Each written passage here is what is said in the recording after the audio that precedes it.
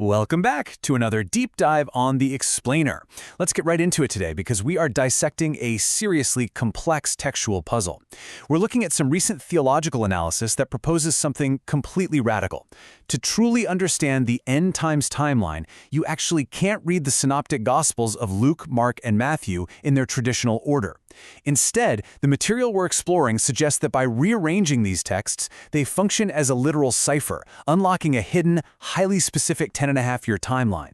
It is a thrilling bit of detective work, so let's get our magnifying glasses out.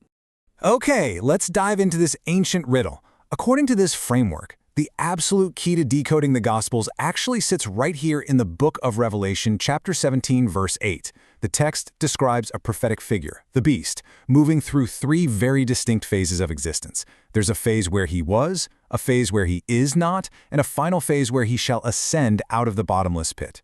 The theory we're unpacking today uses this exact verse as the master cipher to completely reorganize the timeline of the end times. So, you're probably wondering, how do the Gospels actually unlock this timeline?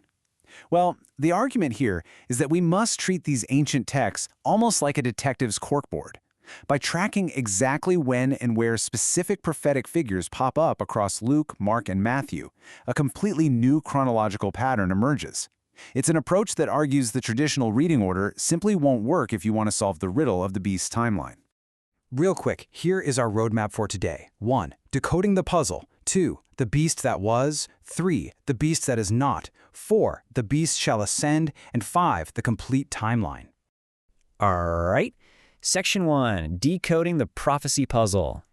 Now, what's really interesting here is how the source material tracks the sudden appearance and disappearance of two major prophetic figures, the false Christ, meaning the beast, and the false prophet. In Luke's discourse, which represents the earliest period of tribulation, neither figure is mentioned at all. Then, in Mark's discourse, suddenly both the false Christ and the false prophet arrive on the scene together. But then, look at the first half of Matthew's timeline. The false Christ is mysteriously missing, but the false prophet is still active. The argument is that this isn't some sort of contradiction. It's actually proof that these are completely different sequential periods of time. Moving on to Section 2, the beast that was. Under this specific framework, the was phase maps perfectly to the Gospel of Mark. Mark's discourse describes a period right in the middle of the seal's timeline where the abomination of desolation is standing where it ought not. According to the analysis, it is precisely at this moment in the text that both the false Christ and the false prophet suddenly arrive with full power and authority. This is seen as the definitive starting point of the beast's very first era of rule. To really wrap our heads around that phrase, standing where it ought not, the theory draws a pretty fascinating parallel to the Old Testament Moses temple. You see, the Moses temple was a portable tabernacle, and it was covered in animal skin. The takeaway here is highly symbolic. It's interpreted as representing the living church, human beings clothed in skin who act as the temple of God. Therefore, when the beast is standing where it ought not, it points to a spiritual era. The beast is exerting power during the age of this skin-covered, living temple. And that establishes the very first block of our timeline. By connecting Mark's discourse to Revelation chapter 13, we see the beast is given power to continue for exactly 42 months. This 42-month chunk of time is the calculated duration for that initial was phase, where the beast and false prophet are operating together with full authority. Which brings us to Section 3, the beast that is not. And this brilliantly illustrates why there was that weird discrepancy in the Gospel of Matthew we talked about a minute ago. The text proposes that at the end of the sixth seal, the Lord actually destroys the beast. But, and this is a big but, the false prophet is not destroyed. So during the next period, which is the first half of the trumpet's timeline, early Matthew only mentions the false prophet. The beast is entirely absent from the text because he's been temporarily removed from the world. He is officially in his is-not phase. Now, during this is-not gap, a massive structural shift supposedly happens. Unlike that skin-covered Moses temple era we just discussed, the text now points to a Solomon's-type temple. We're talking about a literal, physical temple built out of stone. The investigation reveals a theory that it is specifically during this gap, while the beast is dead or removed, that a physical stone temple is actively being rebuilt on Earth. So that gives us the second piece of our chronological puzzle. Referencing Revelation 11, this is not phase is identified as the era of the two witnesses. But what's absolutely vital to notice here is the deliberate shift in the text's terminology. Remember how the first phase was measured in months, 42 months, right? Well, this new distinct era of rebuilding the stone temple is measured in days, specifically 1,260 days. This abrupt shift in measurement underscores that it's a completely separate, sequential block of time adding on to our timeline. Section 4. The beast shall ascend. This phase aligns right up with the mid-trumpets timeline found later in the Gospel of Matthew. And actually, look closely at the subtle textual clue here. Matthew's discourse warns of the abomination of desolation standing in the holy place. The phrasing is completely changed. It went from Mark's where it ought not to Matthew's in the holy place.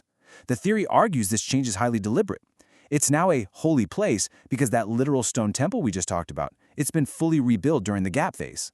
It's at this exact moment in the newly rebuilt temple that the beast makes his return. The analysis details how the bottomless pit is opened, just like it's described in Revelation 9, allowing the beast to literally ascend from the abyss. He resumes power, he makes war, and he reunites with the false prophet who had been flying solo during the gap. The beast that was and is not has now ascended.